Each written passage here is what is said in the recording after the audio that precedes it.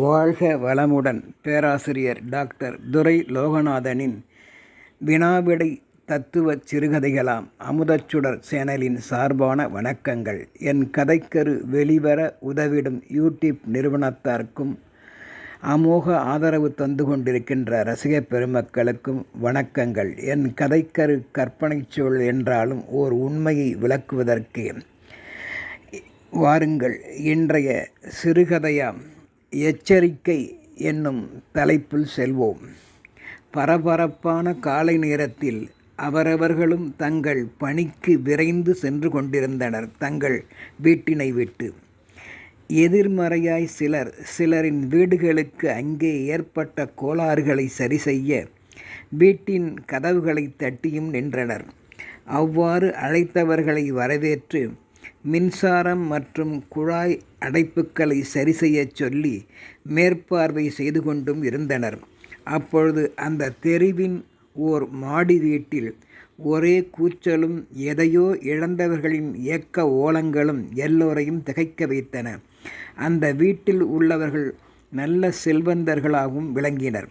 நன்கு படித்தவர்களாகவும் இருந்தமையால் வீட்டை பூட்டிவிட்டு செல்வதே யாவரையும் போல் அவர்களின் வழக்கமாயும் அமைந்திருந்தது.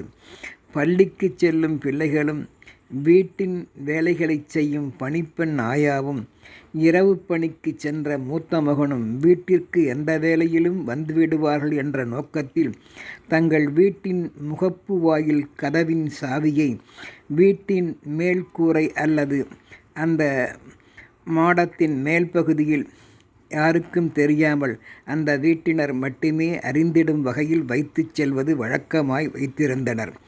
இந்த பழக்கமும் அக்கம்பக்கத்தில் உள்ளவர்களின் செயல்பாடாகவும் அமைந்திருந்தன. அப்படிப்பட்ட சூழலில்தான் ஜெகநாதரின் வீட்டில் பொன்னும் பொருளும் களவாடப்பட்டுள்ளன. வீட்டின் முகப்புக்கள் ஜன்னல்கள் எதுவும் சிதைக்கப்படாமல் கதவு திறந்த நிலையில் இல்லாமலும் முன்போலவே பூட்டப்பட்ட நிலையிலேயும் இருந்தது. அந்த நிகழ்வின் போது பணிக்கு சென்ற ஜெகநாதன் மற்றும் அவரது துணைவியார் அமிர்தவல்லி ஏதோ வீட்டில் எடுத்துச் செல்வதற்காக மதிய வேளையில் திரும்பி வந்திருந்தனர். இரவு வேலைக்கு சென்ற அவனது மூத்த மகன் இரகுவும் தாமதமாகவே அன்று வந்தவன் தாய் தந்தையர் வந்துள்ளார்கள் என்பதை அறிந்து, என்ன இடையில் வந்துள்ளீர்களே என்று கேட்டுக்கொண்டே மேல் மாடிக்கு செல்லும்போது கீழே முக்கிய பொருள் வைக்கும் அறை திறந்து கிடப்பதையும் உள்ளே பணப்பெட்டி அறை திறந்து இருப்பதையும் பார்த்திட்ட ரகு, அப்பா, நீங்களா அந்த அறையை திறந்தது? பீரோ வேறு திறந்தபடியே உள்ளதை பூட்டவில்லையா? போய் பாருங்கள் என்றதும் திகைத்து போன ஜெகநாதர், நன்கு பூட்டிவிட்டுத்தானே வேலைக்கு போனோம் குரு. நன்றாக நினைவு உள்ளது. பிள்ளைகளும் வேலைக்காரியும் இதுவரையில் இன்று வரவே இல்லை போல் தெரிகிறது. பாத்திரங்களும் கழுவாமல் அப்படியே உள்ளன. வீடும் சுத்தம் செய்யப்படவில்லை. நாமும் இப்பொழுதுதான் வந்து சேர்ந்தோம் என்றபடி முக்கிய பொருள் வைக்கும் அறையை முழுவதுமாக நோட்டம் செய்தபோது பணம் மற்றும் நகைகள், வெள்ளி ஜாமான்கள் பலவும் களவாடப்பட்டுள்ளமை தெரிய வந்தது. அமிர்தவல்லி, ரகு, இந்த பாருங்களேன், என்ன நடந்திருக்குன்னு.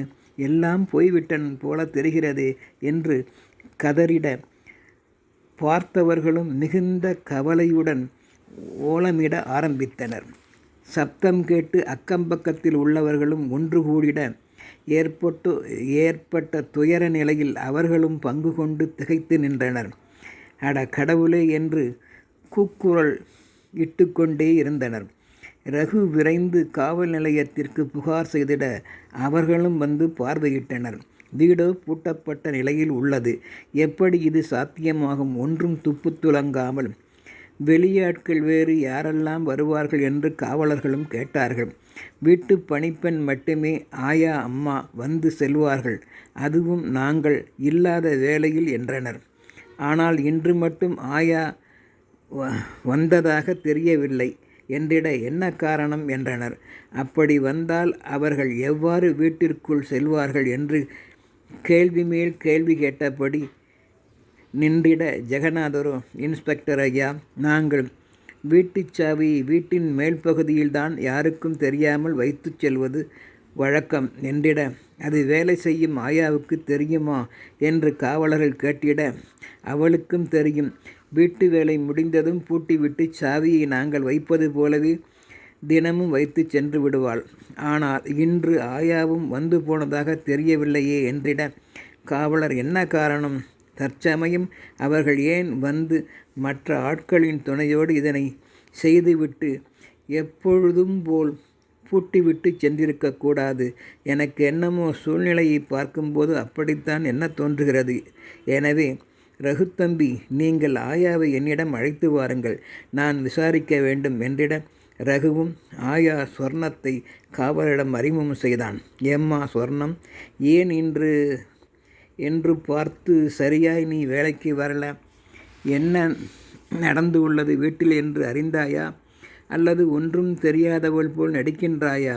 உண்மையை சொல்லிவிடு. வீட்டுச் சாவி வைக்கும் இடம் உனக்கு மட்டுமே தெரியும். அப்படியானால் என்றிட, சொர்ணமோ திகைத்தவளாய் பதறி அழுதவர், ஐயா, கடவுளே, காவலர் ஐயா, அப்படிப்பட்ட குணம் எங்கள் பரம்பரைக்கே இல்லை ஐயா.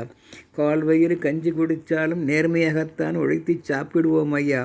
ஜெகநாதர் ஐயா வீட்டில் 4-5 வருடங்களாக தொடர்ந்து வேலை செய்து வருகின்றேன், நம்பிக்கைக்கு உரியவளாக. அப்படி இருக்க துரோகம் செய்வேனா? என் மீது அவர்களுக்கு நம்பிக்கை உண்டு. ஒரு நாளும் அவர்களுக்கு துரோகம் செய்ய மாட்டேன். எனது மகன் உடல்நிலை சரியில்லாதால் வர முடியாமல் இன்று எனது நேரம் அப்படி ஆகிவிட்டது. எல்லாம் என் போதாத நேரமே. நான் எதை செய்யட்டும், எதை சொல்லட்டும்? இதோ டாக்டர் கொடுத்த மருந்து சீட்டும் என் முந்தானையில்தான் முடிந்து வைத்துள்ளேன். இதோ பாருங்கள் என்று காட்டிட, அழுது நின்றவளை, எல்லாம் ஒரு விசாரணைக்குத்தான் சொர்ணம், பயப்படாதே. எப்போ கூப்பிட்டாலும் நீ ஸ்டேஷனுக்கு வர வேண்டும், உண்மையை சொல்ல வேண்டும். துப்பு துலங்கும் வரையில் வேறு எங்கும் நீ போகக்கூடாது, எங்களிடம் சொல்லாமல் என்று காவலர் ஆணையிட்டு சொன்னதும் தலையாட்டினாள் அவள். தன் அழுத கண்ணீரை துடைத்தபடியே விதியை நொந்து கொண்டாள் என்றே தோன்றுகிறது. வீட்டிற்கு சென்ற சொர்ணம் நடந்த சம்பவத்தை தன் கணவன் ஏகாம்பரத்திடம் கூற, அவனோ, நான் அப்பவே உனக்கு சொன்னேன், ஆள் இல்லாத நேரத்தில் வேலைக்கு நீ அங்கே செல்லக்கூடாது என்று கேட்டாயா? சாவியை என்னை நம்பியே கொடுத்துள்ளார்கள் என்று மார்த்தட்டி கொண்டாயே வீராப்பாக என்று என்ன நேர்ந்தது பார்த்தையா? நான் நினைச்சது போலவே ஆயிடுச்சிடி. பழி ஓரிடம் பாவம் ஓரிடம் வந்துவிட்டது பார்த்தாயா? இப்பொழுது என்ன செய்யப் போகிறாய்? ஏழைகளுக்கு ஏற்படும் சோதனைகளுக்கு அளவே இல்லையடி. ஜெகநாதர் என்ன சொல்கிறார் என்பதை பொறுத்துத்தான் நீ அங்கு செல்வதும் செல்ல இருக்கப் போவதும் அமையட்டும். ஒவ்வொருவர் மனநிலையும் நாம் நினைப்பது போலவே இருக்காதடி. அதுவும் என்னை பொறுத்தவரையில் சாவியை வேலை செய்பவரிடம் கொடுத்து செல்வது, வீட்டின் முகப்பிலேயே வைத்து செல்வது எல்லாம் மாபெரும் தவறு. சரி, நீ கவலைப்படாதே. எப்பொழுதும் போல் இருக்க பழகிக்கொள். எல்லாம் அவன் செயல் என்று சொர்ணத்தை அமைதிப்படுத்தினான். எழுந்திருக்க முடியாத நிலையில் படுத்து கொண்டே சொர்ணத்தின் கணவன். ஜெகநாதரும் சொர்ணத்தை மீண்டும் வேலைக்கு அழைக்கவே இல்லை. வெளி வீட்டார்களும் சொர்ணத்தின் மேல் வீண் சந்தேகம் கொண்ட நிலையில் அவர்களும் வேலைக்கு வைத்து கொள்ளவில்லை. பாவம், பட்டினியால் பரிதவித்தாள். அவளின் வீட்டுச் சூழல் சில மாதங்களாய் பசியும் பட்டினிக்கும் ஆளாக நேரிட்டது. பட்டகாலிலேயே படும் என்பது போல் மகனுக்கும் உடல் நலம் வேறு சரியில்லை. கணவருக்கும் முடியாத நிலை. கணவருக்கும் ஒரு பக்க வாதம். இந்த நிலையில் செய்வது அறியாது தவித்தவள் தன் மனதுக்குள், ஜெகநாதர் ஐயாவும் என்னை புரிந்து கொள்ளவில்லையே கடவுளே, கடவுளுக்கே உனக்கும் கண்ணில்லையா? திருட்டை யார் செய்திருப்பார்கள்? நல்லவர் என்று பெயரெடுக்க பல நாள் ஆயிற்று. முதலில் ஒரே நாளில் திருடி என்ற கெட்ட பெயரும் ஏற்பட்டுவிட்டதோ அல்லது ஏற்பட்டு விடுமோ? கடவுளை எப்பொழுது சரி செய்வாய்? ஊராரும் எப்பொழுது என்னை நம்புவார்கள்? எனக்கு வேலையும் கிடைக்காது போல் தெரிகிறது என்று ஏங்கி அழுதவளை அவன் மகன் மருத்துவமனையில் தனக்கென்று அளித்த ரொட்டி துண்டுகளை தாய்க்கும் கொடுத்து அவளின் கண்ணீரையும் துடைத்து ஆறுதல் செய்தது தெய்வமே. அப்பொழுது நேரில் குழந்தையாய் வந்து கவலைப்படாது என்று ஆறுதல் சொல்வது போல் அவளுக்கு இருந்தது பெற்ற தாய்க்கு, சொர்ணத்திற்கு. ஊராரும் ஜெகநாதர் வீட்டில் நடந்ததை அறிந்து வீட்டின் முன்பாக சாவியை வைத்து செல்வதால் ஏற்பட்ட துயரச் சம்பவம் நினைவுக்கு வர அவ்வாறு சாவியை வைத்து செல்வதையும் போக போக தவிர்த்து விட்டனர். மேலும் ஊரார் முடிவை அறிந்த ஜெகநாதர் வீட்டாரும் படித்த முட்டாள் ஆகிவிட்டோமே. ஆள் இல்லாத நேரங்களில் வேலைக்காரி உட்பட பிற எவர்களையும் நம்பி அனுபவிப்பது எவ்வளவு பெரிய முட்டாள்தனம்! வீட்டுச் சாவி எஜமானர்களின் கையில் மட்டுமே பத்திரமாக நம் இதயம் போல் தன்னுடனேயே பாதுகாக்க இருக்க வேண்டாமா? தவறு செய்து விட்டோமே, அதனையும் செய்யாமல் மறந்து யதார்த்தமாய் யாவரையும் நம்பிவிட்டோமே என்று நாளும் வேதனைப்பட்டனர். பல மாதங்கள் சென்ற நிலையில் பல நாள் திருடன் ஒரு நாள் அகப்படுவான் என்பதற்கு ஏற்ப நல்ல மனம் கொண்டவர்களின் வேண்டுதலால் திருடிய பழைய திருடர்கள் காவலர் முயற்சியால் பிடிபட்டனர். செய்தி அறிந்த சொர்ணமே முதலில் நம்பியவர்களை, உண்மையாய் உழைப்பவர்களை கடவுள் என்றும் கைவிட மாட்டார் என்றும் நினைத்தார். செய்யும் தொழிலே தெய்வம் என்றும் ஆனந்தப்பட்டாள். ஊரார் மற்றும் குறை கூறியவர்கள் சொர்ணாவை மீண்டும் வேலைக்கு அழைத்தனர். ஜெகநாதர் வீட்டார் உட்பட யாவரையும் அணுகாமல் வெளியூர் சென்று பிழைப்புக்கு வழி ஏற்படுத்தி கொண்டு நிம்மதியாய் வாழ்ந்தாள் தன் குடும்பத்தாருடன். தானும் நேர்மையாய். சொர்ணம் புத்தி வந்தது அவளுக்கு. சொர்ணா நிலைப்பாட்டை அறிந்த ஜெகநாதர் வீட்டார்களும் பல வருடங்களாக வேலை செய்தவளை அவளது சொல்லையும் செயலையும் நாளும் கண்டிருந்தும் அவள் நல்ல நடத்தையும் அவள் தூய மனதையும் அறிந்திருந்தும் நாம் நம்பவில்லையே. பணம் காசு இருந்தும் என்ன பயன்? நல்ல மனம் நம்பிக்கை நம்மிடம் இல்லாது போயிற்றே. ஏழையாயிருந்தாலும் மானம் ரோசம் உள்ளவர்கள் சொர்ணம்தான். இப்படி வராமல் வேறு ஊருக்கு சென்று தன்னை நிரூபித்து விட்டாளே என்று எல்லோரும் நினைத்தனர். பின்பு நாளடைவில் தங்களது தவறுகளை திருத்தி கொண்ட ஜெகநாதர் வீட்டார்கள் வீட்டின் யாவரிடத்திலும் ஆளுக்கொரு சாவியை தயார் செய்து கொடுத்து தனித்தனியே வைத்து கொள்ளுங்கள், மேலும் மிகுந்த கவனத்துடன் கையாளுங்கள், நம் வீட்டு நம் சொத்து, வெளியில் புறப்படும் முன் கதவு நன்கு பூட்டப்பட்டுள்ளதா என்றும் சரிபார்த்து கொள்ளுங்கள், யாவற்றையும் யார் கண்களிலும் தெரியும்படி முக்கியம் நம் பொருட்களை வைக்காதீர்கள் என்றும் தீர்மானங்களை நிறைவேற்றி கொண்டிருக்கும் போது காவலரிடம் இருந்து அழைப்பும் வர சென்று இழந்த தங்கள் பொருளை மீட்டனர். உடன் பொருட்களை அளித்த காவலர், இந்த திருட்டு எப்படி நடந்தது தெரியுமா? பல நாட்களாக சாவியை நீங்கள் வைத்து செல்வதை நோட்டமிட்டார்.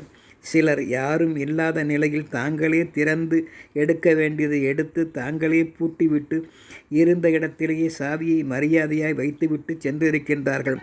அதை செய்தவர்கள்தான் மறுபடியும் ஓரிடத்தில் மீண்டும் களவாடிய நிலையில் பிடிபட செய்தி அறிந்த நாங்களும் தொடர்பு கொண்டு அவர்களை கைது செய்தோம் என்றவர்க்கு நன்றி தெரிவித்தனர் ஜெகநாதன் வீட்டார்.